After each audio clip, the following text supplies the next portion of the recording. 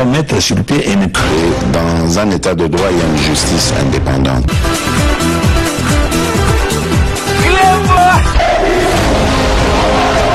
Ce n'est pas pour rien qu'il faut des conseils.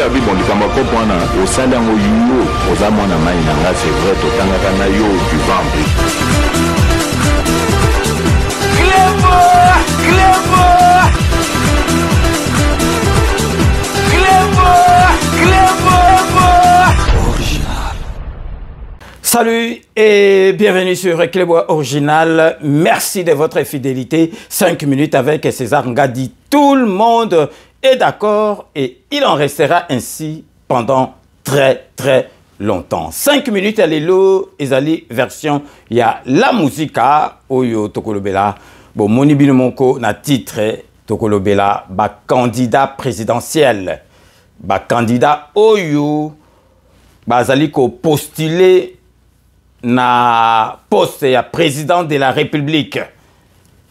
Donc, Zali na boule ba remplacer président Fachi Beton. Oyo Zali impossible pour na élection à 2023 Oyo parce que vraiment bino moko bo moni ke ba opposant Oyo ba Tilibaya en tout cas Oyo azoko mata na genou ya Félix Antoine Tshisekedi azalité.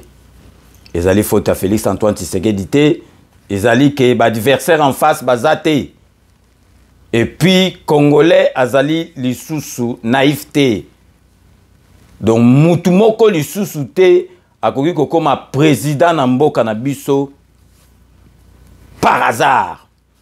Donc marque papa mbabandako loba donc chance de loko pamba. Donc eko yaka lisusu té oneti Kabila Kanambe akoma ki président donc apemi na yeba yaka yaka koma akoti donc batukutu donc en tout cas masolo ya marque wana eko zonga ka lisusu té na mboka na biso. Donc président ezali donc poste moko donc régalien ya somo donc tokoki kotika mboka na biso te bomoni na 18 ans esika Kanamba mema mboka na biso ezo décoller ezali ko kende ezali ko zongisa bisengo oyo ezalaki kala ezali ko zongisa biso esika il fallait tous à la depuis kala boyebi pour rappel Congolais tokomaki bazoba ya Afrique mobimba côté tout bazo saka en esprit na biso côté tout bazo zo biso on dirait donc pays moko ya pamba bazo benga na biso mais Fachi Beton aye ko zongisa Congo na biso na valeur diplomatiquement socialement donc masolo nyo surtout donc financièrement donc talakara kalayo et ça FMI masolo mbongo tozalaki ba client douté client insolvable donc soko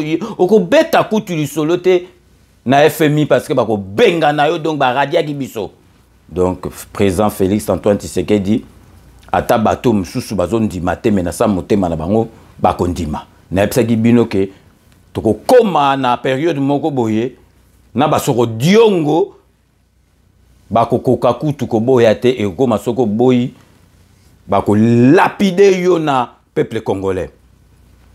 Donc le loto revenir na sujet na biso le lo na epsibino ba candidat présidentiel boye ba botia na mitu na bino que Congolais azali susu zobate. Congolais azawana ayebi déjà mutu oyo ako voter. Ezali Félix Antoine Tshisekedi. Bino ba misusu bozana ba mbongo boya Congolais ako lia mbongo wana parce que ezali mbongo muyibi. Katumbi azwa mbongo na ba minera sisa ba minera mboka na biso. Matata mponyo grand fa kwa kutu yebe élection okomate ba ko kangaye. Donc Congolais yebi na ye bozaba na mboka. Bokosi dossier na Seni, Seni azui na ye dossier na yo, atali yango atiyo, mais boye bareke sans chaba na bino ezali remboursable te. Bokansa te ke soko katani oya bazongi sur la moitié. Donc sans chaba bozo pesa ezo kende déjà. Donc vraiment tozo rappeler bino to boyi boya après oh soki ndenge nini sans chaba na bino ezali ya kozongisa te. Donc biso moko ndenge tozo tala kaka tozomona moto kutu aolia Félix Antoine Tshisekedi azate parce que depuis Kala président de la République à chaque occasion azobeta discours na ye azolba bobongama mois de décembre vote kozala mais bato musu ba mo netike Félix Antoine Tshisekedi président biso fachi beto bano sala baje seni pa bandaki kolobela bino bobongama mais bango ba glissement Félix Antoine Tshisekedi ndinga bandaki azalaki na pouvoir te siko boye na ba covid na ba nina ko sala glissement. Or c'était pas le cas. Mwana koyaza mwana koyi papa Tshisekedi abunda pona makambo donc jamais Félix Antoine Tshisekedi akoya trahir papa na yepe peuple congolais. Donc nazoyeb sabino bomoni bo posa mususu ba komi ko kena ba église ba komi net une église oli avant la place moko a komi ko kende a osala ba va et vient on dirait mboaza na rage donc to yebite bino mo bozo mona songa na lobby na lobby apesa ngaka matière botala a komi ko no bondela l'église. Or, azalaki église moko na Félix Antoine Tshisekedi abeta tout la mwisi ya sasa. Donc bozo mona ndenga zo sala ba marche na kati église et puis misusu ekomi ya kanda misusu ekomi ya kanda bino moko botala o na otiela bino eza susu ya kanda te botika kanda ezali bokende bosala campagne ba gagner bino botala misusu ekomi ya kanda. Oh, no, no, no, no. Oh, no, no, no, no. Bino moko bolandi eza likambo ya kanda te. Sala campagne, sala masolo, peuple congolais na maturité politique a komi nango a voté yo totala. Mais avant to banda to développer le sujet na biso ya lelo tozolo bela ba candidat oyo bazali ko postuler na poste ya président de la République toko banda toko zong lango kamwa donc à chaque fois to banda émission tozola que sa activité présidentielle donc activité présidentielle toko la bino président de la République yambaki ba prestation de serment ya 69 au magistrat au ba prêtaki serment les autres toujours tourner émission vendredi ba prêtaki yango hier jeudi boyebi ba misusu bazalaki promu ba misusu ba révokaki bango ba misusu ba tindaki bango na retraite misusu ba retraite anticipée ba misusu ba âge kokaki boyebi tokoki ko se voiler la face te na mandat Félix Antoine Tshisekedi et loko ezo sala mobulu ezo rendre mauvais service na président de la République ezali justice en mboka ba magistrat yango na président de la République alingaki atala ba masolo ba magistrat pour tentation ezalate ba vivaka malamu parce que donc koko zalake oza magistrat mais vina o mobimbo somba palete o mona lem susu 500 000 te ba yelio na ba fakwa neti ba matata mponyo ba yelio 1 million 2 millions. Mettez-vous à la place ya magistrat à ça sa carrière il y a 30 ans 40 ans na boulot azata na palette à foutelaka bon si wa sani ya on a pas tentation ezalate il faut que tia bango na ba condition moko ya bien donc vraiment tozola Sabino bokomona na ba image tozola Sabino prestation en serment ya 69 au magistrat ba prêtaki serment na on a parlé du peuple devant président de la République après wana bokomona président de la République à yambaki en audience ambassadeur ya Israël. Donc restez connectés sur Clébois Original, on revient tout de suite.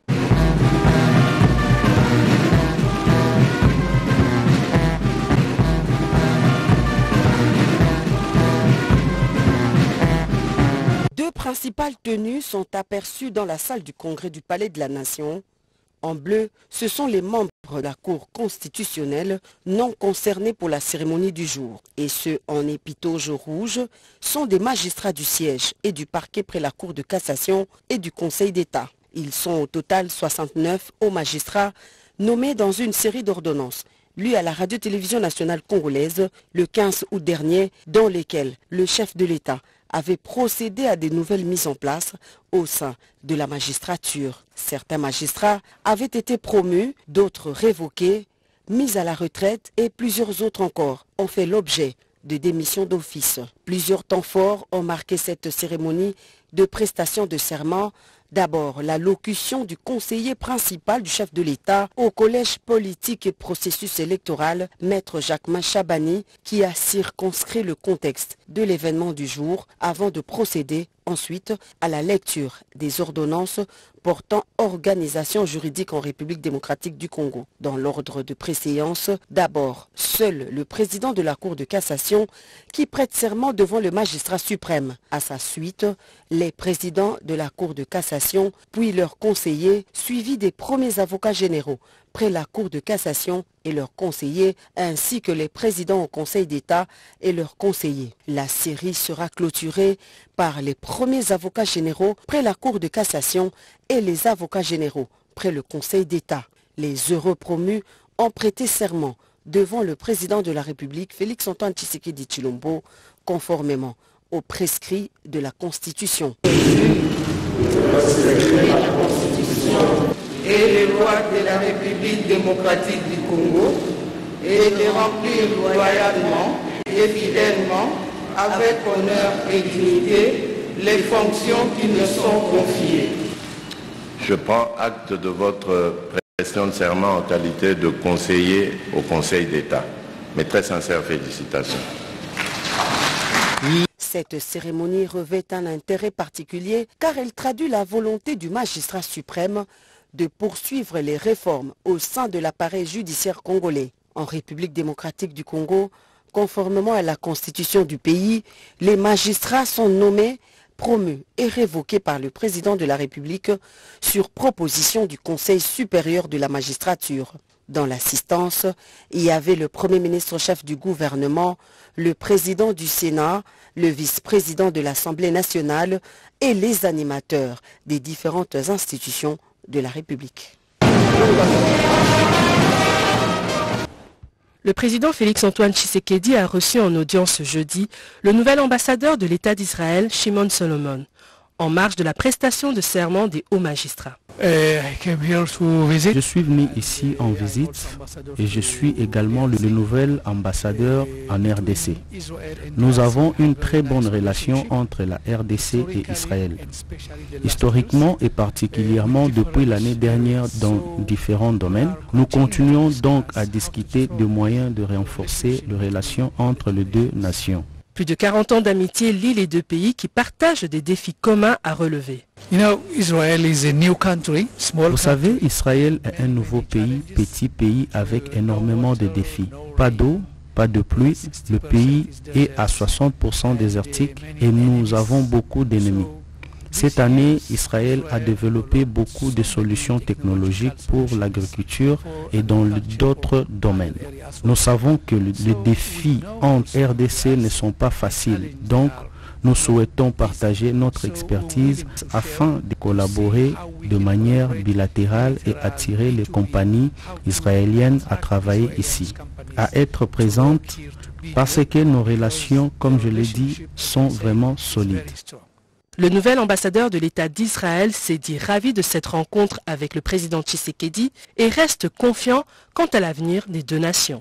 Biloma Robo Witi Kolanda, on est allé activité présidentielle hier, mercredi. Donc, tout ça là, tout, na émission na biso avant to bandez à la musique ou bien à la donc édition spéciale tout ça la bino activité président de la République na biso parce que donc ils allaient tous les temps au lieu ceux qui tous à la 5 sagango et vous allez quand même comme du déjà vu donc actualité ils ont kenembango. Donc avant to kota suna mozindo il y a masolo na biso, il y a lelo na lingi na lakisabino affaire oyo il y a maman na biso moko azalaka na Bruxelles kombo na ye maman Nancy et pesa kinga pasi parce que na pouvoir oyo ya Félix Antoine Tshisekedi makambo aboye kozala te bomonaki ba msusu bakangaki banzela o bakangi nzela po bango donc il faut baleka bango moko banzele fongwami kota parler de banzele fongwami. Et puis il est bien mal acquis.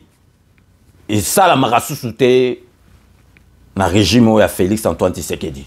Ce que il y a qui mutunda kuba mutu aye na ba papier na ye ba ko zongi la ye ndaku na ye. Mais le solo ya maman o to ko la sabino na kombo ya maman Nancy donc a somba ndaku na ye masolo nyonso tout donc ezali ba papier ezaba jugement ezali abeti masolo oyo awume nango pendant 17 ans solution ezate donc ba avocat bato ya justice donc bazo kosala niamu ndako na ye ti sikoyo bati soldat moko na famille ne bakomi kovanda kuna donc ndako na ye azokoka ko récupérer yango te bomona ata na poto soki solution ezali kozwama te ba sukaka ke bakomela président de la République ba soumettre numéro 1 ya mboka peut-être kokoki kozwa solution donc par le biais il y a émission 5 minutes avec César Ngadi mama oya kolela na président de la République aye kolela na ba continuer surtout batala situation na parce que nga vraiment nazalaki très affecté mama alela kaboye ezali malamuté bilo moko boyokaye a expliquer yango nyo surtout na kati ya vidéo restez connectés sur Clébois original on revient tout de suite. Bonjour mon président Félix Tshisekedi. Je viens vers vous pour poser mes problèmes parce que ça me dépense vraiment ma tête. Je ne sais plus quoi faire. Ils ont volé ma parcelle. Ça fait déjà 17 ans que les gens ils habitent chez moi. Alors j'ai fait tous les moyens d'aller chez le juge. Et je disais à le juge, j'ai tous mes documents et tout ça, et les juges ne comprennent pas. Ils disent oui, on va arranger ces problèmes. Et jusqu'à présent, ça fait 17 ans que je suis là. Je fais aller-retour, Bruxelles, Kinshasa, et tous des années là. Eh bien, je me suis fâchée. Et c'est pour ça que j'ai fait cette émission, parce que ça m'a dépassé. Et je suis arrivée à poser ces problèmes-là à vous. Et que c'est vous que vous pouvez m'aider. J'ai personne d'autre à m'aider, il n'y a que vous et les dieux. J'ai tous mes documents, je pourrais vous montrer. J'ai le livret des logeurs, certificat d'enregistrement et l'arrêt des cours de cassation. J'ai tous mes jugements. Premier degré, deuxième degré et troisième degré, plus quatrième degré. Et je les ai gagnés. Mais j'ai en train de me demander, mais pourquoi ce problème, ça dure des années et j'ai tous mes documents et les gens, des avocats là, ce sont des avocats qui s'occupent de ma parcelle. Ils ne veulent pas me donner ma parcelle. Moi, je pensais les avocats, ils sont pour défendre les gens, mais et ils ne défendent pas. Ça, mon président et maman Denise, je ne comprends pas. Vraiment, je suis arrivée vers vous. Aide-moi. Je n'ai pas les moyens. Ça fait 17 ans que je suis ce problème, que ça finit jamais.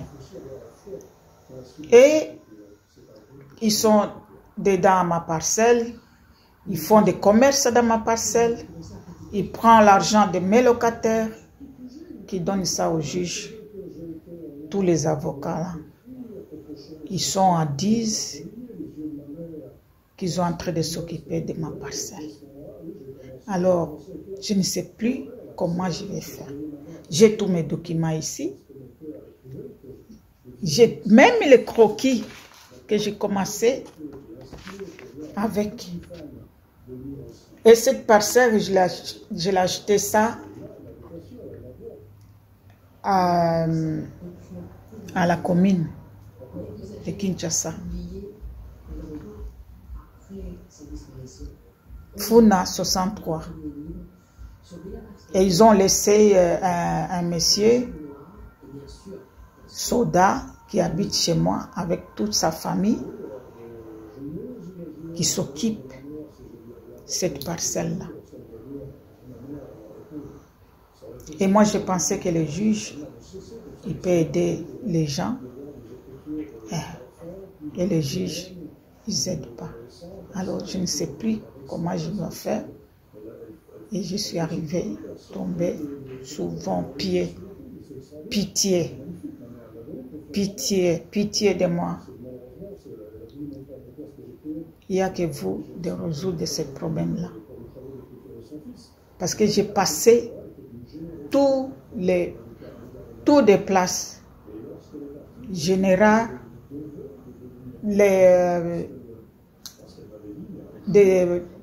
des officiers, pas moyen. Je suis vraiment bloqué du côté-là. Nalobi boye bandeko na ngai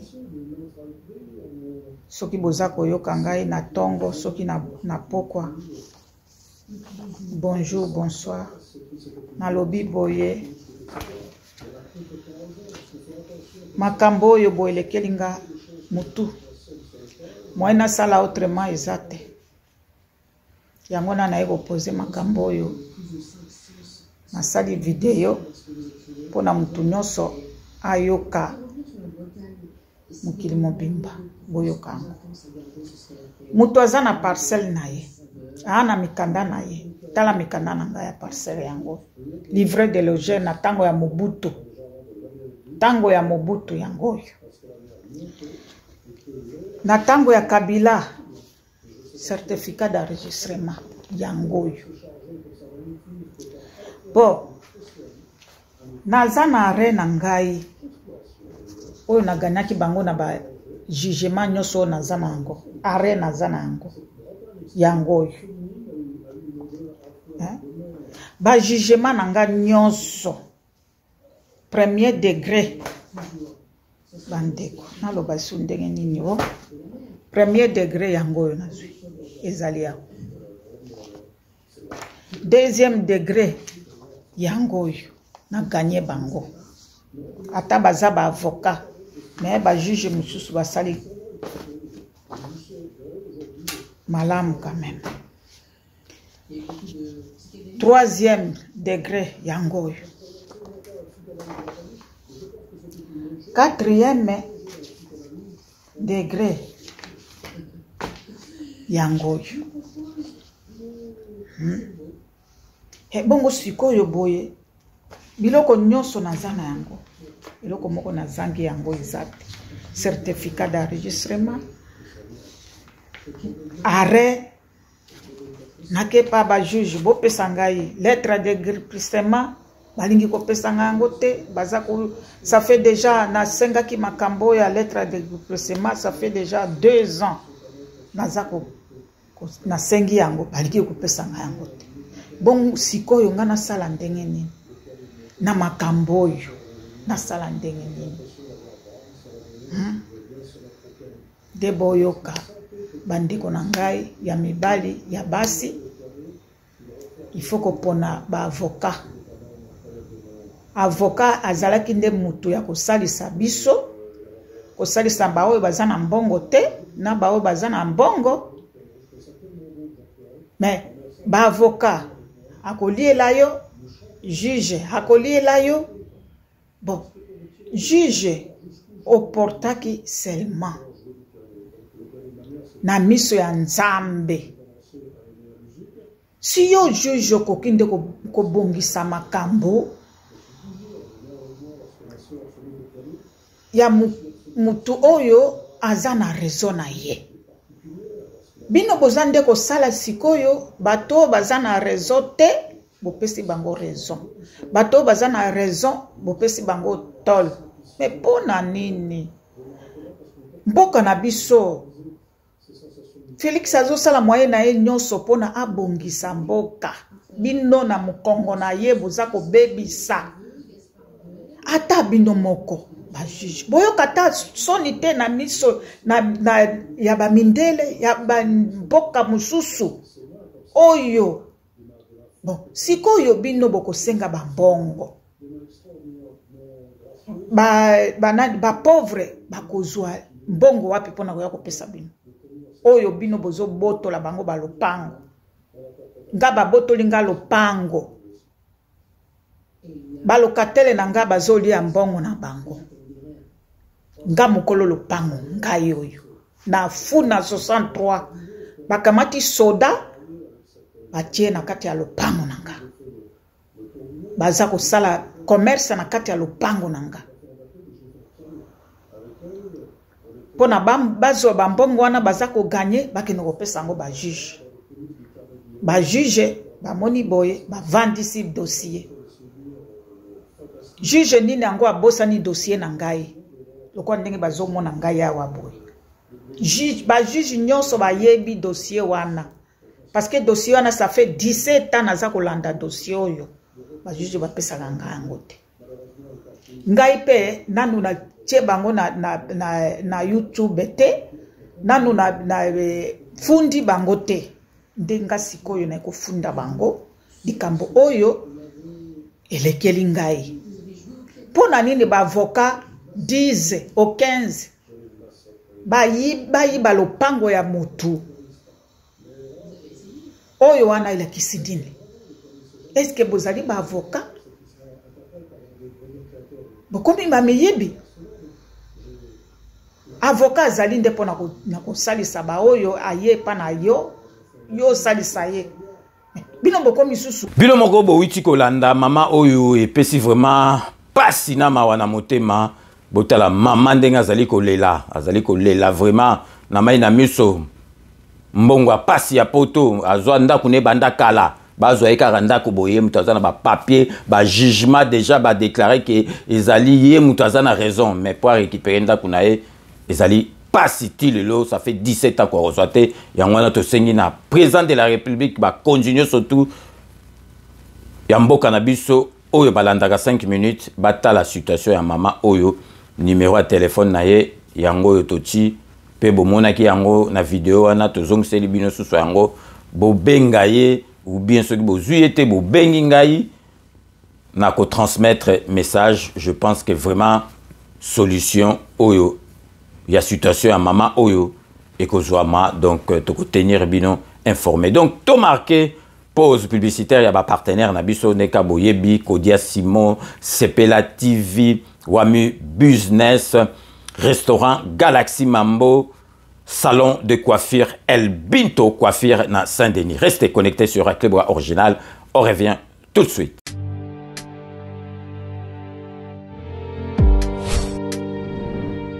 Avec Kodiasimo, voici encore une opportunité de devenir propriétaire à Kinshasa avec un apport à partir de $5 000. Des nouvelles parcelles en vente, des constructions déjà en cours, à Ntsele au bord du fleuve, Daipen, à quelques mètres du mausolée d'Étienne Tshisekedi, quartier Poulmalebo, à Safari Beach et bien d'autres encore. Devenir propriétaire avec Kodiasimo, c'est choisir d'acquérir votre bien immobilier avec un accompagnement personnalisé, allant de l'achat de votre parcelle jusqu'à l'obtention de votre titre de propriété. Avec un service après-vente assuré par notre équipe juridique chevronnée, vous êtes garanti de recevoir votre titre de propriété, peu importe votre lieu de résidence. Avec Kodiasimo, vous avez la garantie d'un service clé en main. Kodiasimo, la meilleure adresse pour construire la vôtre.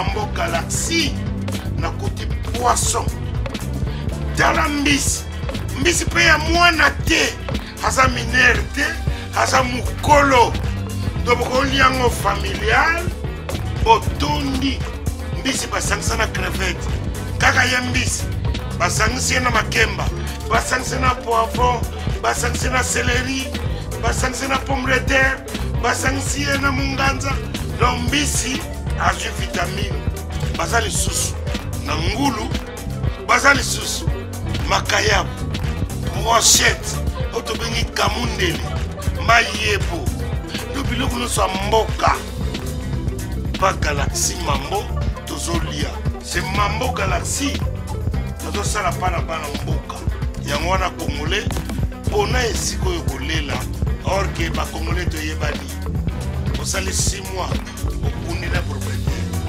tie mosaka na liso mais Galaxy Mambo 8 ans quel restaurant eza mosika te. Au numéro 137, rue André Carman, à Aubervilliers, composez vite les 07 53 28 89 07. Galaxy Mambo, c'est du wow.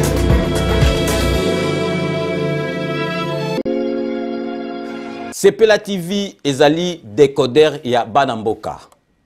Sepela TV différence nango ezali na ba décodeur mususu o tozalaka nango na kati ya ndaku. Sepela TV botala nango ezaka mukie. Eza mukie olingi ko voyager ozu yango o voyager nango.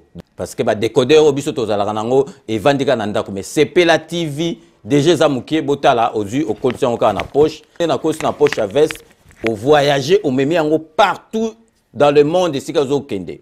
Donc ozaka na besoin ya câble HDMI courant na internet. Internet est comme partout, courant est partout. Donc ils en a plus de 500 chaînes yo surtout ya kitoko. Bilengi ba choix ya congolais kaka mutaoye bango. Donc congolais kaka mutaye bango. Congolais kaka mutaoye ba elengi nini yo kaka. Donc congolais kaka mutaye bango. Donc c'est relative ça ya Banamboka. Bozwa abonnement nango okokozwa ngo ya ne mobimba okokozwa ngo pe par mois. Au bengi bango na ba numéro na bango bozali komona. Donc Sepela TV ezali décodeur ya yo ya ngai. Donc ezali ya étranger te ezali ya Banamboka. Avec Sepela TV tout le monde est d'accord et il en restera ainsi pendant très longtemps. Bienvenue dans le monde de Sepela TV. Sepela TV est le décodeur qui vous permet de suivre les chaînes du Congo en direct de la diaspora. Wami Business, votre agence de fret maritime et aérienne. Vend des produits importés, lait de beauté, vin rouge, blanc, rosé, sel, sucre, désodorisant, eau de javel, savon de Marseille, casseroles et divers articles. À Kinshasa, nous sommes sur l'avenue Maringa 83, direction Assosa dans la commune de Kassavou. Pour plus de contacts, appelez-nous au plus 243 85 018 22 17 0033 75 80 96 032. Wami Business, toujours la qualité. Sur Paris, nous sommes au 5 boulevard Ornano 75 018. Wami Business avec Mama Mireille Wankaki, toujours la qualité. Chez Elbito Coiffure, toujours, ça marche comme ça là, avec l'expédition là. Toujours.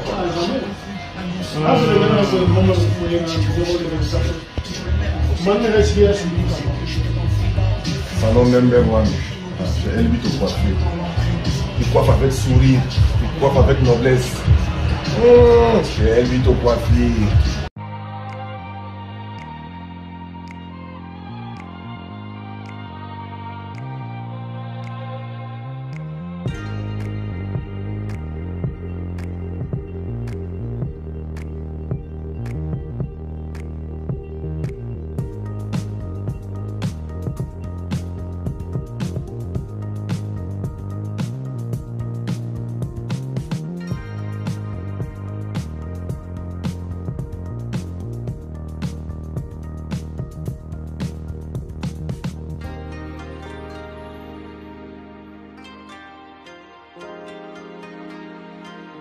De retour sur le plateau, bienvenue pour ceux qui viennent de nous rejoindre après ces bandes annonces relatives à nos partenaires Wana Bazali Banamboka.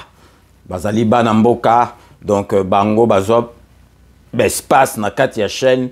Donc ils allaient sous forme na Bango oyo ba edaka chaîne, Bazop espace ba foutre la rangon bongo.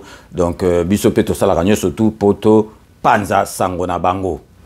Mutumoko na réponda qui epé na kati ya ba commentaire epsa ngai papa César biso to landaka yo na katanga mais longola ba publicité na expliquer qui est biso to zaka kaneti télévision to zali télévisionner tité to zali télévision sur internet ba publicité bo mona rekotara wana ezali ba publicité ya Google bango mutu ba tchakango par rapport ya audience et puis ndenge ba tchakango wana ba futaka biso mbongo télévision vivaka na ba publicité. Ce qui est le bito longola. Ah, donc, si yo mtozo futa biso mbongo na place, il y a ba publicité. Parce que tout ça, la musala oyo, na ba moyen de bord, na biso tout ça, na ba subvention te, tout ça, la kango, biso moko. Yebaka pour na reproduire émission. Il faut plateau, caméraman, monteur. Donc, ba dépense, les alara pour na reproduire émission, yo va nandaku, aux alikotala. Ça demande dépense. Ba frais, alara pour au produire émission. Donc, ba frais na biso wana, ils allaient compenser na masolo oyo ya ba publicité et ça la gagne surtout que ya ngomutu et aider biso tout s'en sortir na ba frais oyo to zalaka nango na expliquer qui peut mutuana parce que ya yeba qui na été mais je pense que à comprendre parce que na communauté na biso bino mo ndenge boyebi biso ndenge to sala la bino be mission moko boye patriotique. Donc, toko il aime sous que kozanga ou bien caméra ou bien micro. Donc, kolo mususu, les mususu mono vandi bo ba kotine de la bino pe bambongo ba bon. Quelques-unes de personnes bazali pe batinda bambongo mais ils aneti na ba communauté mususu te. Ba communauté mususu penza ba edaka biso ba to boy. Toko kozanga te le côté parce que toyé la rabino masolo ya malam ya ngana izala qui entre parenthèses pour expliquer muto tsaki message. Publicité peut osa obligé au talangote au kuri ko lekisa yango mais ce kozo lekisa ozali pe ko aider bisoté parce que publicité écoute c'est la rabiso mbongo donc yango na profiter ki pe na 4 émissions pour na expliquer muswana parce que na répondre qui pe na expliquer pe batu mususu peut-être bango pe ba ebité ba yeba déjà bon sikoyo boyebi lelo na 4 émissions na biso tozali ko lobela ba candidat présidentiel misusu na ko seka misusu donc parce que au moni donc bino mo bozo mona que démocratie ça na mboka na biso mututu okuto ko boulete à lobindo nga pe na ko koma président nga pe na Ochali Baya akepe a déposer ba dossier na e. Après, baseli masolo, bon, ba misusu, au fichier, au soki nini, au nini. Toko tchela bino na petit na Rex Kazadi. Rex Kazadi faut mekana yo, mais petit la moyebi ki ozwate. Talaka sans chaba, no kara, il fallait au salata, au tchap, au pesata batu yansala. Mais bon, lingo sala na yo. Bon, il faut sala ozana droit na yo. Alors, qui a expliqué qu'il fait battu Bolanda épée, et donc, n'était faulu, attends, il comme on était, mais le faulu. Donc, Moutoumora, ça m'a tout tous en occasion. Yakoya, Ochali Baya, tant que président de la République. Bongo, Suko, ce qui va dire, Mibisoto Tcha. Pourquoi on hésiter? Donc, on appelle ça qui est raison. Reste Kazadi, mais reste Kazadi, et bien, que vous soyez. Bon, ça allait bien, ça allait, on peut se faire buzz, ça peut bien, total, donc, ancien combattant, ta diaspora, à Chiribaya, donc, reste Kazadi, donc, au Sokoti, naïbalé, au Bangasusu, Ngandote, non, relaxabino, donc, quelques-unes, il y a des déclarations, il y a des candidats présidentiels, mais sous donc, ça, la déclaration, mon robot, et mon on Sabino, on dirait, Betty Masolonet, il y a balabala. Masolo ba nous aller ba beta alobi so comme président a osala to akeo kanga ako kanga kaga mi na mboka na donc président ya pays moko souverain yo ke na mboka na okangiye abiso ko kangia kamati Rwanda akotisi yango e komi province moko ya mboka na biso donc masolo balabala masolo ayo kana balabala akanzi soko komi président osala masolo donc masolo penza balabala donc azomona penza donc batu ba ngoto bobo be ba nini matata mponyo ya lobi ke non. Bon, yé, à ça. Donc, stabilité monétaire. À Rosala, bon, à 18 ans, on a salé le Tenazo, le Banabil, Matat en pognon. Cadeau, bah, ça qui en tant que Premier ministre, c'est une assurance que Zalagi, parce qu'il y a eu l'Iwa à Katumba Mouake. Donc, Matat en pognon, Zalagi, na Katia avion, na Papa Moro Bobanoma, qui est gouverneur à côté, à bah, Est Kuna. Donc, bah, on m'y balé, donc, avion Kouya, bah, on va Dayate, Katumba Mouake à Daya. Donc, Matat en pognon, il y a eu secret, l'Iwa Katumba Mwake, on va payer un cadeau, et qui premier ministre. Donc, ma tante en pogno, yoku, tout ça, on va laisser à couper sa bisoté. Aux a grand fa quoi, yoku, on a tiré sous décembre, au commenté, parce qu'à la fin du mois, déjà ouvert les 20. Procès na yo, ya bukanga lonzo, ils allaient kozonga. Donc, yo, tinde ngwana, monde yo, wela ito zayi mutaliboso. O tinde ngwana po iko maki, talanga bakangi ngai, parce que, babangi, nango, ma tante en pogno, yoku, toko ganyaka na yote, banda lobiti, sogi mu colonie. Oko gagner, mais vous allez continuer, que le baka n'importe quoi. Tout bino bolanda ba déclaration il y a ba candidat présidentiel Misusu bino monde expliqué bino Boko Seka. Restez connectés sur Équilibre Original, on revient tout de suite. La suite de mon dossier, en fait, il y avait certaines choses qui manquaient, certaines choses dont la CENI voulait être sûre. Donc je suis venu ici pour terminer et finaliser mon dossier. C'est ce qui s'est passé cet après-midi. Je l'ai déposé samedi, mais aujourd'hui, effectivement, ils l'ont validé complètement. Ça m'a permis aussi de pouvoir voir le travail de la CENI, de pouvoir voir un petit peu aussi le sérieux, parce qu'ils sont très pointueux, très méticuleux. Et bon, je suis quand même content d'avoir fait ce petit chemin jusqu'au bout. Moi, je dis quelque chose. Nous avons la possibilité aujourd'hui de nous exprimer. Je n'ai pas été discriminé, j'ai eu la possibilité de déposer.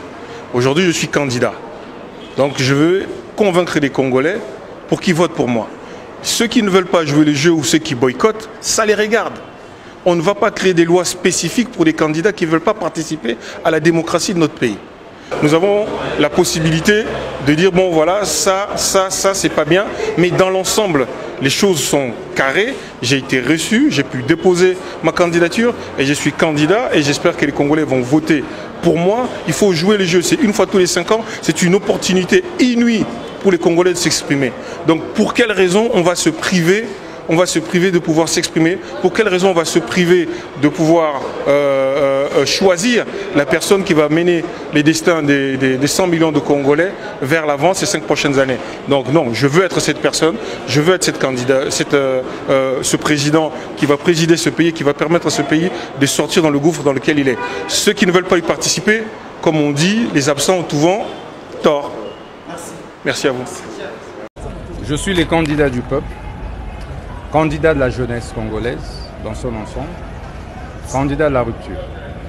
Le peuple se mobilisait, le peuple a cotisé pour que je paye la caution afin que je le représente à la prochaine présidentielle. Vous savez, notre campagne électorale sera lancée sous le thème rupture.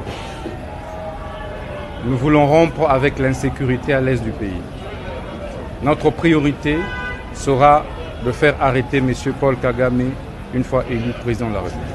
Mais après, nous allons faire la guerre au Rwanda et nous l'annexerons comme la 27e province de la République démocratique du Congo. Vous savez, le peuple est fatigué des mêmes visages. Le peuple est fatigué des mêmes idées. Le peuple est fatigué des mêmes projets. Le peuple est fatigué des mêmes noms.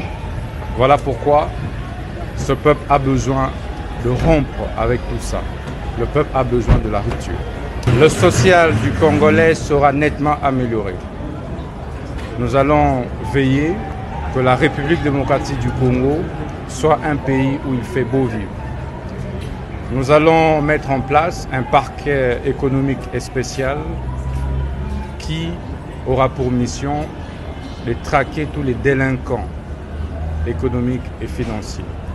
Nous veillerons donc à la mobilisation et maximisation des recettes dans les secteurs miniers, où nous mettrons en place un parquet minier qui s'occupera de tracer toute la production minière en République démocratique du Congo.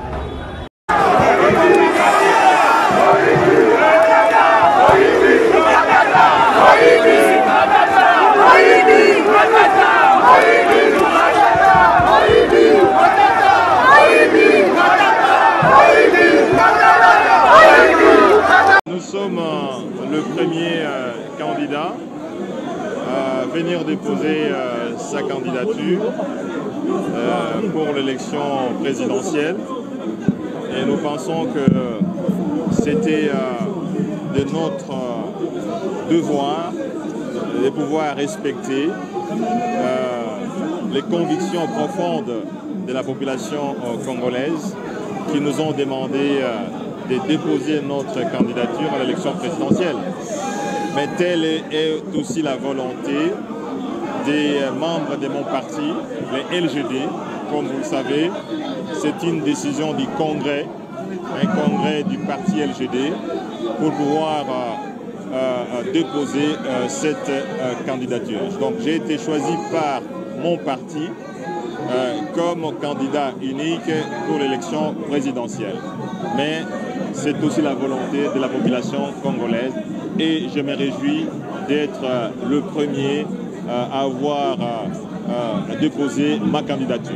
Et, vous le savez, moi je n'ai pas beaucoup de promesses à faire parce que ayant été Premier ministre, chef du gouvernement, j'ai fait beaucoup de choses qui restent dans la mémoire des Congolais. J'ai stabilisé les cadres macroéconomiques, vous le savez. Le taux d'échange est resté stable pendant près de 7 ans, aux environs de 900 francs congolais le dollar américain. Vous le savez, les taux d'échange impactent la vie des Congolais. Les taux d'échange affectent le panier de la ménagère. Les prix sont restés stables pour les denrées alimentaires. Vous le savez très bien. On a payé les salaires régulièrement. C'était payé le 15 de chaque mois. Aujourd'hui, les fonctionnaires ne savent plus à quel sein se vouer. Nous avons construit des écoles. Nous avons contribué à la construction des routes. Nous avons fait énormément de choses. Nous avons combattu le chômage. Et donc, nous avons fait beaucoup de choses, à mon avis. La sécurité, ça, vous le savez, le M23, nous l'avons vécu. Et tout le monde sait que nous avons sécurisé l'Est du pays. Et ça, je crois que c'est de notoriété publique. Notre programme économique, nous sommes aussi le premier candidat président de la République à avoir publié son programme économique dans lequel nous appelons les Congolais à renouer avec le destin des grandeurs qui est le destin de tout Congolais et de l'ensemble du pays. Naza moto alukuta te soki nakosala te nakoloba te oyo éducation nazwi na famille nanga tozoyokana soki okosi moninga peut-être ozoyoka peut-être ozozoba ye ozozoba yo non ozozoba ye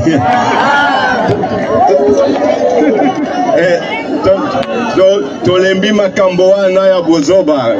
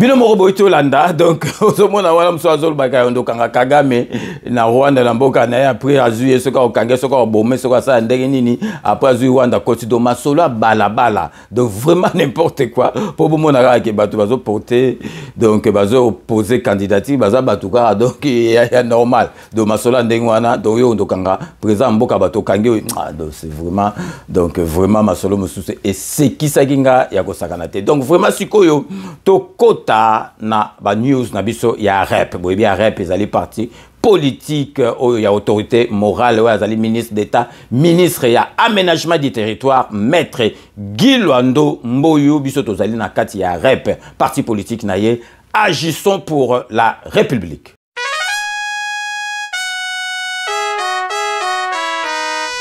Agissons pour la République. à nous de bâtir le Congo de demain. Agissons pour bâtir le Congo de demain. Faisons de la République notre seul idéal. Cultivons tous ensemble le sens de la justice, de toutes les vertus pour élever notre nation. Tokoti na ba news na biso ya rep Tokobanda, comme vous pouvez vous en douter, comme Boyebi, donc Tokobanda na président na biso ya parti autorité morale ya parti na biso AREP, agissons pour la République.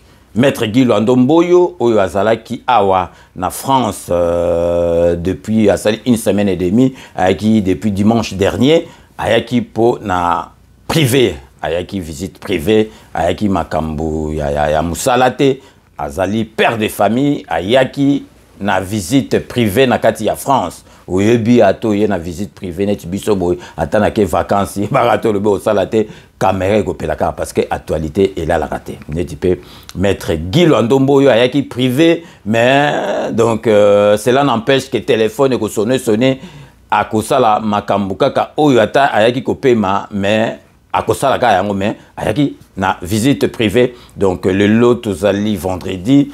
Donc maître Guy Lwandomboyo azonga ki lobby jeudi parce que il fallait azala na ouverture oyo ya ba session ordinaire ya chambre basse na haute na palais du peuple.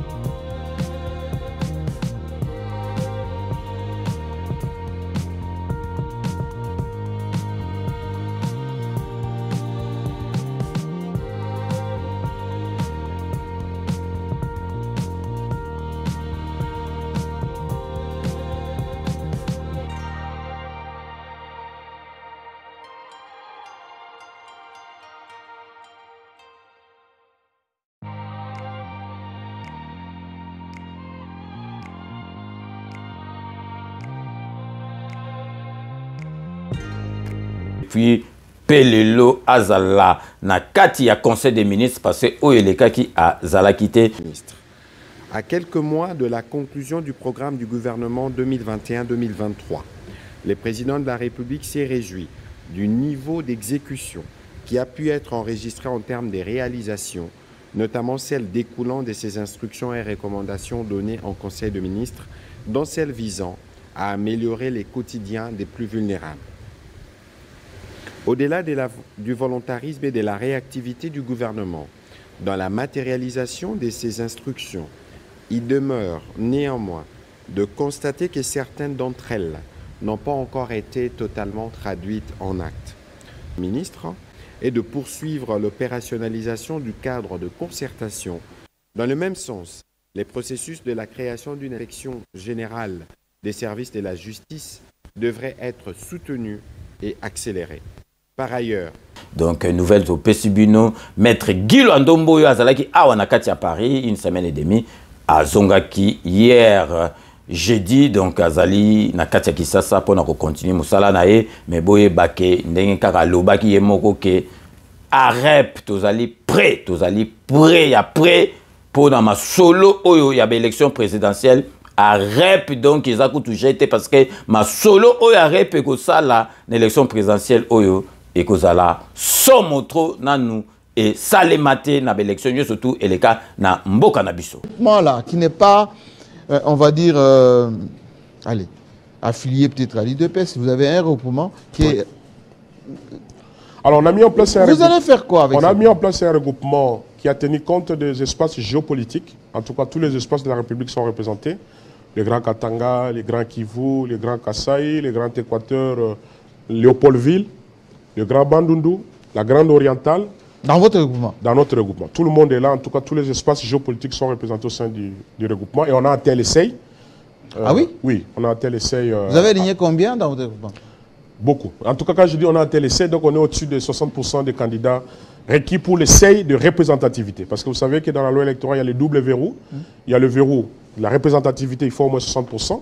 Maintenant, la grande bataille qui reste, c'est l'essai d'éligibilité. Voilà. Pour obtenir. Et vous sentez comment c'est le regroupement? Vous pouvez facilement aligner une centaine de députés? Je vous ai parlé de 60%. Si l'Assemblée nationale, il y a 500, oui. 60% c'est au moins 300. Oui. On est bien au-delà de ces 300 candidats potentiels. Maintenant, il y a un travail d'aller rechercher les seuils d'éligibilité. On est prêt. En tout cas, en ce qui nous concerne, nous sommes prêts non seulement pour obtenir la réélection du chef de l'État à la magistrature suprême, mais aussi pour lui réserver au sein de l'Union sacrée. Attention, nous travaillons dans le cadre de l'Union sacrée. La moisson qui va être apportée va être déversée au sein de l'Union sacrée. Il n'y a pas que nous, il y a tous les autres acteurs politiques au sein de l'Union sacrée qui font le même travail. Bino Moko Bowiti Kolanda, donc autorité morale Nabiso, président à parti Nabiso na kombo ya rep, agissons pour la République, to quoi agir pour la République Nabiso, donc tous après, donc tous au monde la neti lobby banda. Donc bah toi rep, donc tous moto donc tous au lobaka ke banda, boko yo kaka na janvier tant on va proclamer boko mona. Masolo ego salama na kati ya parlement na kati ya Sénat na bakota ba beaucoup messe place beaucoup comprendre force de frappe ya arep oyo ya maître Guy Lwando Mboyo mais si koyo tolingi to faire découvrir bino nzembo moko kitoko ya les poètes Gina Efonge azali ba musicien ba icône bobi tanga côté zaiko ya amemeki ba cri ba français boge période mora kala tango zaiko comme kaka na ba cri français donc ezalaki poète Gina Efonge les grands cas ya tanga ba chika ba musicien akala oya ba ni tokolo ba tanga ba chika ba Gina Efonge parce que bobi période moko kuta salaki na ministère ya culture et art donc salaki mosala kuna parce que soko yelie banzembo ayembi o yelie bika komi o yelie fincha lobby donc vraiment asali nzembo moko kitoko o ngana zali ko faire découvrir bino nzembo o ayembeli autorité morale na biso Guy Lwando Mboyo. Guy Lwando Mboyo, l'homme incarne le renouveau et la providence dans les sociales et pour les Congo nouveaux. AREP, agissons pour la République. Nye maswae, me mangana monano, na goma na bwinde, kuna na chwapango yao. Guy Lwando Mboyo, na koyoka sena sango, mola mungo yoko sala. Abande kwa Kongo, samba bakisela ya mingi. Guy Lwando Mboyo, azalina la modi prochain. Mokumu eutake payanzambe. Buzu na yena mukili, ayemi kokabola na baroyo azangie. Leva sima ya ba double plus claque ya ba nuage. Elongela mosika na horizon. Ebo ikolo bisanga. Kolipli na likolo ngana kati ya pepa.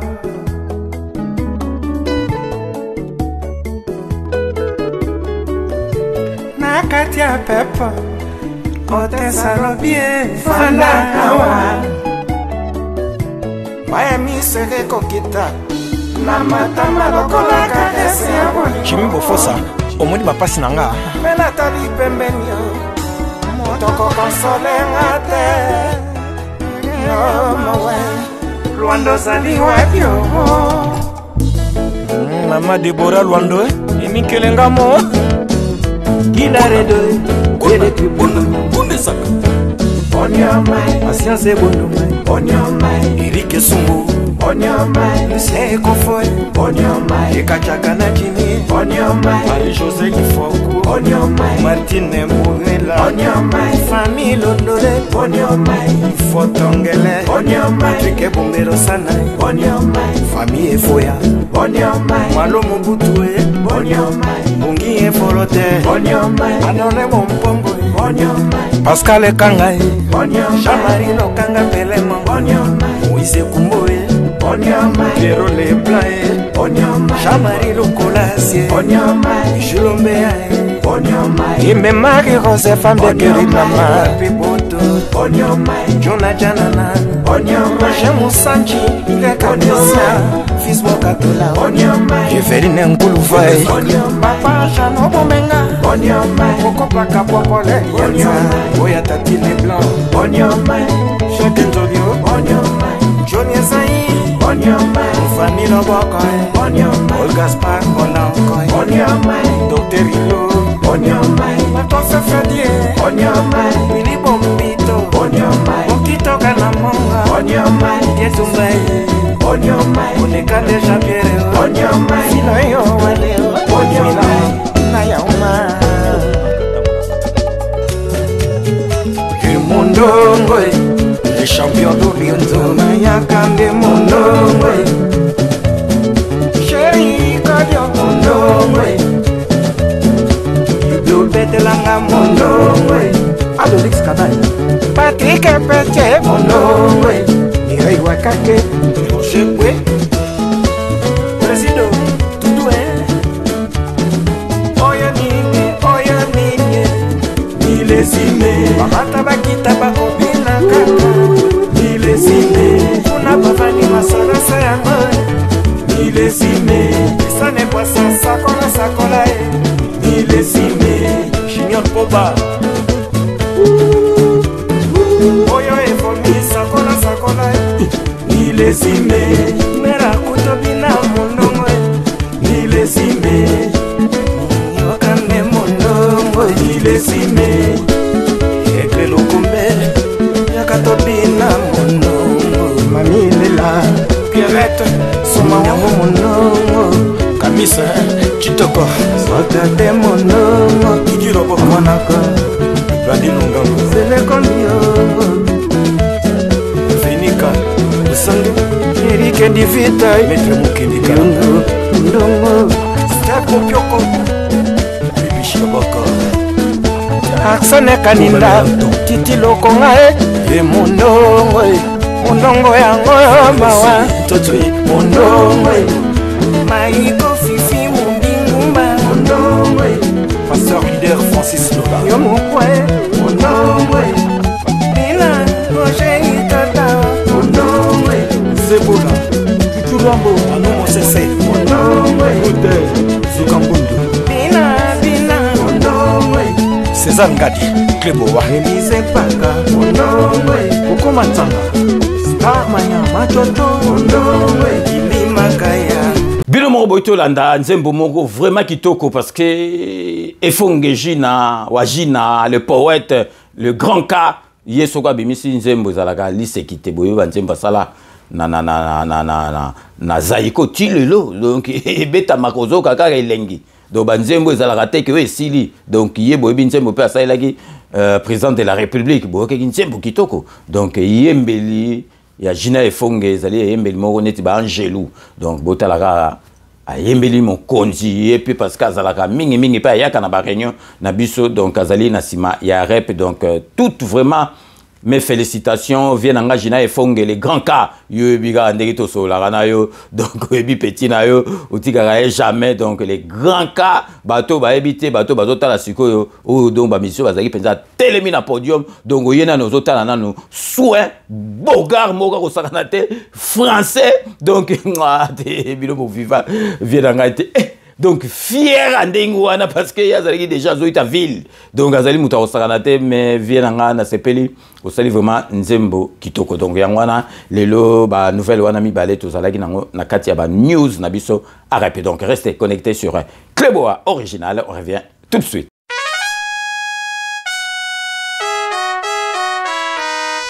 Agissons pour la République, à nous de bâtir le Congo de demain. Agissons pour bâtir le Congo de demain. Faisons de la République notre seul idéal. Cultivons tous ensemble le sens de la justice, de toutes les vertus pour élever notre nation. De retour sur le plateau, après la news, il y a rep, tozali kolobali susu, bino moko bomoni ba opposant misusu neti faulu, abanga ki na ye déjà, ayeba ki akokoka na ete, azayi nepe na mbongo ya campagne te parce que donc Bayer de fond na ezaki Katumbi, donc amonika akepe arozwa na ete, aluki na eka ake a beta na tout la muisi. Ya zaza avant bomoni sikwa komi na eko kende kuluka nzambe na église a komi kotambola azonga gauche droite de côté tout azalneka misi donc atambola zonga gauche droite ozongite donc bino moko bomoni ba opposant oyo ba déposer ba candidature na bango na kanisi vraiment na batu oyo bandimaka te mais bino moko bozomona ke mutu oyo akoiko gagner Félix Antoine Tshisekedi na bato nyoso tout aussi tomoni bo opposant moko azali atate ata mukete et puis na bino ke congolais aza naïf lisusu te congolais ako tika susu babuzobo ezalaki kalate et puis boyebi ke président de la République Mutasisa masolo ya ba présent avec nationalité douteuse président oyo tozani siko mutu moko te akokoloba o soki ndengeni boyebi donc Kasavu babaki o azala makila ba chinois Mobutu o centrafricain donc papa na biso musée donc soki Ougandais Kanambe Rwandais donc mutu ya sisi masolo oyo ya ba président nationalité penza ya solo oyo penza congolais solo kinois ezali président de la République na biso pe bomoni makambo azosala makambo azosala soko ozali mwana mboka te en tout cas okosalaka yango te botala ba sacrifice ba risque oyo azozwa parce que makila na ye eza ndenge moko na biso o biso tozoyoka ye pe azali koyoka yango donc vraiment boyeba ke 2023 décembre bakosa bino te puis bino moko pe boyebi na janvier ba proclamer lisusu Félix Antoine Tshisekedi Fachi Beton a silisa musane parce que musala bandi fa ke nangoti na suka donc tous a confiance en peuple congolais et puis toyebi déjà que Fachi Beton a kozala président de la République pour un deuxième mandat yangwana vraiment lelo tolinga ko beta mais avant to suki ça yangwana lelo il fallait to beta la bino masolo oyo ya ba candidat pour na koyebisa ba candidat que bo kanisate ke ba congolais baza zobo yo pese loko pese mbongo ko lia yango parce que zali mbongo ya Congo mais boye batanga ke na isoloir tango ke na ko tsabiloko na urne kuna azala yemoko ayebi ke a voter président de la République Fachi Beton et puis pour auto sous qui sa émission na biso na ningi na tshela bino parce que vraiment na linga franc parler na et donc bitakuira donc yeso kazolo ba a sexanga danger parce que azala ba momo ko azala ba vérité moko bimisaka donc ezala ka so moto botala azali ko condamner a pe à lobby ka le psekango Kabila tant na pouvoir pour y passer na gouvernement on a abi erreur Kabila sala na côté à FARDC na armée na biso boyo kandenga zo expliquer pour batum susu bakansara ke donc masolo oyo ya ba guerre est Félix Antoine Tshisekedi Fachi Beton tout a bandango bino mo boka bitakuira oyo azali koloba concernant erreur oyo kanamba salaki na côté ya FARDC restez connectés sur Cléboa original on revient tout de suite. L'Occident veut créer ce qu'ils ont créé au Sahel. Tu vois comment le Sahel est en ébullition. Bah occidentaux bazol balingi basala Congo ndenge basala Irak ndenge basala Libye. Alors j'ai expliqué au président de la République Et c'est ça la faute grave de Kabila. En Israël, il y a aussi des Arabes. Les Arabes, bazakuna. Bamsu va s'y dans l'assemblée Knesset, Nabango va s'y dans l'assemblée nationale. Mais Israël ne peut pas se permettre à ce officier belé, il y a des Arabes à qui qu'on nomme Bango Kaka, na frontière de la Palestine. Les Arabes, on va s'y est-ce qu'on y a dit que tous les officiers Tutsi que Kabila a nommés, tous les Balouba n'en ont pas. Les commis généraux. Balouba n'ont pas Bangode. Badana nombre de Baswahili n'ont pas nombre de Bakongo ya Bakongo, Kutwe Savazagana, Bazaka, Belen Armée n'a évité. Bangala, Bazana Bangote. Et à l'est du pays. Est-ce qu'on y a dit que moi j'ai au moins 1 500 000 âmes, ma tribu. Et je ne suis pas sûr qu'ils soient en 60 000. Je ne suis pas sûr. Moi je n'ai aucun général dans l'armée du Congo. Peut-être vous n'avez pas envoyé beaucoup de personnes armées. Il faudra envoyer les gens à s'enrôler.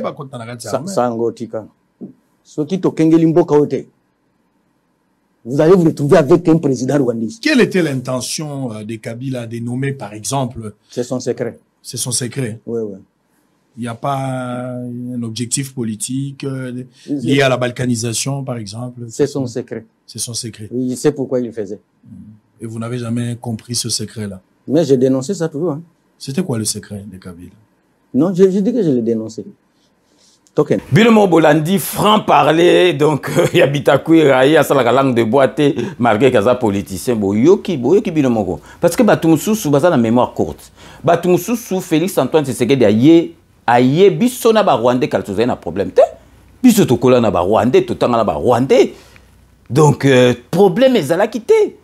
Directeur à cabinet à Mobutu, Rwandais. Donc, tu as un quartier na ba Rwandais, ils ont un problème, biso toyoko beba na ba Rwandais na politique oya Kagame mutaye ko kotisa abandi ko yiba ba minéré na biso eye ko beba mais avant tant Félix ayabi mais Félix azamo en 1963 ayebi nde toza na ba Rwandais Miss Kala oya bimaki Miss na biso akenaitin na Miss Univers aziki Rwandaise abi mende ine ko za il faut na comprendre à ça l'approche il faut ça avant au bundana muto bien au besuko ata ozu donc ozu ki ça va momi.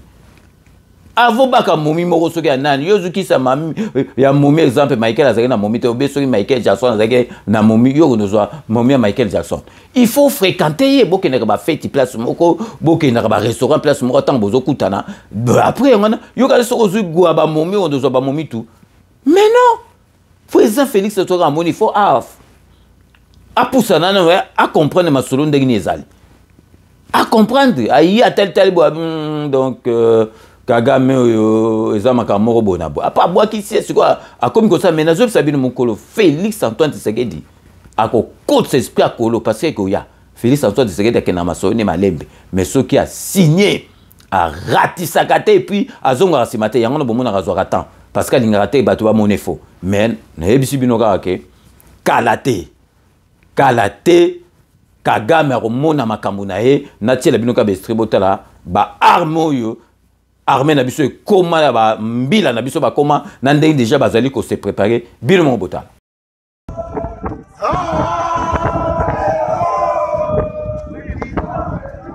Simela pe camion Chicas au prince mujama banama ne tomera jamais bosusu Keba mwana mbonga batela mutu wana yo. Yoka yo moni ya.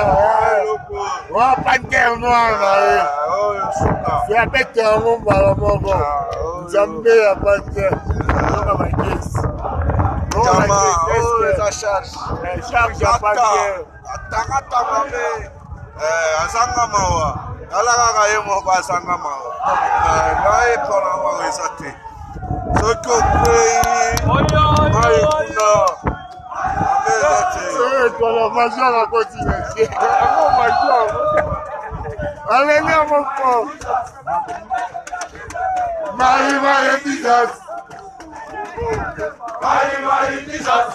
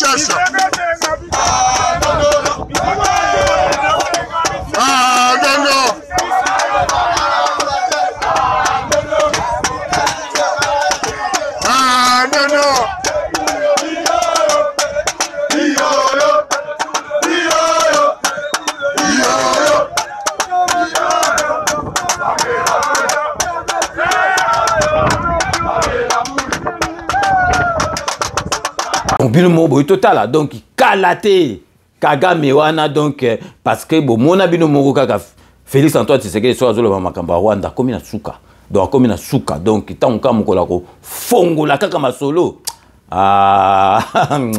donc Kagame a regretté botala ka mboka mobimba o ya Rwanda wana ki na biso eleki déjà ngona monene donc siko eloko am 10 000 ndenge wana donc osaka na biso donc Félix Antoine Tshisekedi donc yango azoloba makambo nyonso tu alingaka ne alingi ne makambo te mais soki Kagame azomene jusque amener tina suka tango afongolele masolo ko esprit ya la musique Kagame kolela na monoko mboka donc yango wana vraiment lelo to tenaki to betela bino masolo ya ba candidat oyo bazali ko linga ba remplacer Félix Antoine Tshisekedi mais ko sala maté donc ba o ba pesi candidature pour na masolo na bango ya candidat présidentiel mais boye ba ke ba sans chaba na bino kozonga te pour ba sans chaba na bino ekei libela et melami ekei libela donc bozali ba congolais boni ko meka to ko pekisa bino te bo meka na bino na ndenge e sengeli bo meka me boye ba ka ke mutu oyo akoganye Félix Antoine Tshisekedi Fachi Béton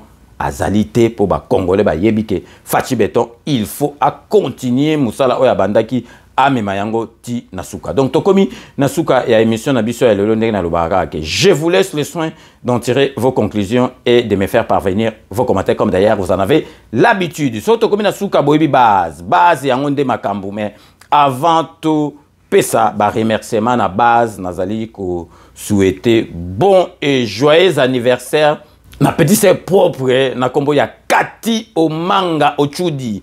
Kati Omanga Ochudi donc vient vraiment à souhaiter ba bon et joyeux anniversaire Oumela petite sœur nangai donc Kati Omanga Ochudi bon et joyeux anniversaire. Siko to bandi ba dédicace na biso ba remerciement na biso ndenka boyebi to banda toujours honorable Jean Moutala na Kati à London honorable Jean Moutala na mwasi na merci na nyoso tout bosala rapport na 5 minutes avec César Ngadi Jano Matundu na mwasi na na Londres merci na nyoso tout bosala rapport na 5 minutes avec César Ngadi Maria la beauté naturelle na Londres merci na nyoso tout osala rapport na 5 minutes avec César Ngadi José Kano ki Kakamene maître Wera Mukuna maître Rajamoule na Londres merci na nyoso tout bosala rapport na 5 minutes avec César Ngatoke na kati Espagne pour na repesa mbote na vrai chéri na ndenga mukete Beloti Mavungu vrai chéri Beloti Mavungu merci na nyoso tout osala rapport na 5 minutes avec César Ngatoke na toujours na kati ya Espagne pour na repesa master nga Kaïs maître Zaba de Zuba Kaïs merci master tobenga naka wana za master nga ya chic ya coupé merci na nyoso tout osala rapport na 5 minutes avec César Ngadi Chai Mokenge Chai Wabalengela mon voisin Chai Mokenge Chai na kati Paris merci na maman na biso Chala merci na nyoso tout sala rapport na 5 minutes avec César Ngadi Jerry Mukuna, petit frère propre Jerry Mukuna, merci na bémission na on a surtout ça le rapport na 5 minutes avec ses engages. Fifi Filofaria, l'homme à la Mercedes très propre. Fifi Filofaria, merci na surtout au ça le rapport na 5 minutes avec ses engages. OK, ina katia Kolwezi pour na repesa Arsène Ngoudia Paluku, merci na surtout au ça le rapport na 5 minutes avec ses engages. À travers Dan Chako, tous sa communauté congolaise mobimba bazana Zibambwe ba mbote ebele tozongi awa na kata France na Lille pour na opesa Didier il va se reconnaître Didier Tchakama Bolongo na c'est toujours pour na présent na biso donc Didier merci na surtout au sala rapport na 5 minutes avec César Ngadi Kanko Kakonde na Paris Kako Kakonde merci na surtout au sala capo na 5 minutes avec César Ngadi Toké na kati Suède pour nous repérer Thérèse Kamani fidèle de fidèles Thérèse Kamani merci na nyo surtout au sala rapport na 5 minutes avec César Ngadi Igwe chef béton na Suède merci na nyo surtout au sala rapport na 5 minutes avec César Ngadi le philosophe Eddie Edo les philosophes ba commentaire na yo vraiment na sepela na yo on appelle ça au combo le philosophe parce que et là qui s'à travers ma commentaire na yo nan chik vraiment aux alaki mutu ya ma yele donc vraiment toko pesa lisusu mbote makasi na Agnès Mababa Tchaka Mabolongo na sepo na présent na biso aumela po batu ba kokaete bandoki ba koka yete donc kesiko na kati kisasa po na kopesa master ngai Jean-Claude John Kaniki na kisasa merci na nyo surtout au sala rapport na 5 minutes avec César Ngadi que tokomi na suka boyebi to suki sera toujours na dokotolo na biso Jean-Paul Jamba na kati Paris Jean-Paul Jamba merci na émission na parlons santé et puis na ba conseil na yope na nyo surtout au Salagapo, 5 minutes avec César Ngadi. Nous sommes arrivés à la fin de ce 5 minutes avec César Ngadi que j'ai l'immense plaisir de vous présenter. Merci de l'avoir suivi. Nous allons nous retrouver avec grand plaisir dans 24 heures pour un nouveau numéro. D'ici là, portez-vous bien et à très bientôt. N'oubliez pas, tout le monde est d'accord et il en restera ainsi pendant très très longtemps. Bobo Sanate, Kanambe, Akuzwa, Masolo, Nambuju, Penadikos.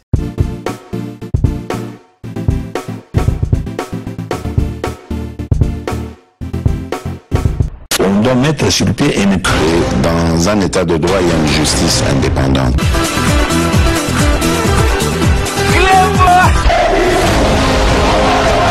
Ce n'est pas pour rien qu'il faut des conseils. Au sein d'un c'est vrai, tu